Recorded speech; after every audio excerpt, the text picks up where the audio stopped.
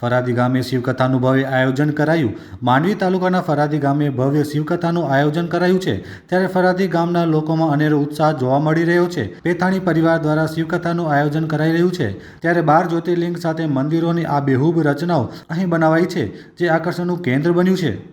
માંડવી તાલુકાના ફરાદી ગામે મણિશંકર વીરજી પેથાણી પરિવાર દ્વારા પૂજ્ય ગિરિબાપુના મુખારવિંદે શ્રી મહાશિવકથાનું એક ઐતિહાસિક અને ભવ્યાતિભવ્ય આયોજન જ્યારે થવા જઈ રહ્યું છે, ત્યારે સમગ્ર પંથકમાં ખૂબ જ એક ઉત્સાહનો અનેરો માહોલ છે। સાથે આ આખો સમગ્ર વિસ્તાર શિવમય બની જશે, કારણ કે અત્યારથી જ યુવાનો, વડીલો આ આયોજનને સફળ બનાવવાની દરેકની એક અંદરથી ભાવ છે કે આવું ઐતિહાસિક આયોજન જ્યારે ફરાદી ગામે થઈ રહ્યું છે, ત્યારે દરેક લોકો આમાં સેવા આપવા માટે ખૂબ જ ઉત્સાહપૂર્વક જોડાઈ રહ્યા છે।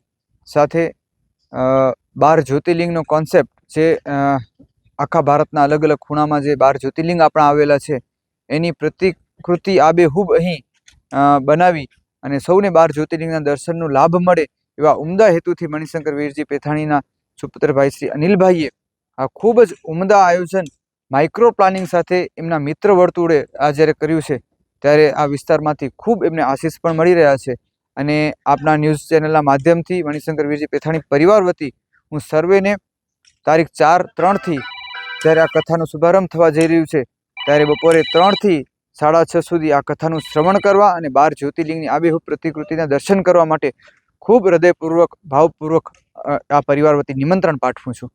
ત્યારે મણિશંકર વીરજી પરિવાર દ્વારા જે આ કથા થઈ રહી છે, શિવમાં કથા થઈ રહી છે, એના માટે ફરાદી ગામમાં અત્યારે ફૂલ ઉત્સાહ છે। એમ નાનું ગામ છે, નાના ગામ માટે તો આ બહુ મોટી વાત કહેવાય કે આવડું મોટું આયોજન ફરાદી જેવડા ગામમાં થઈ રહ્યું છે।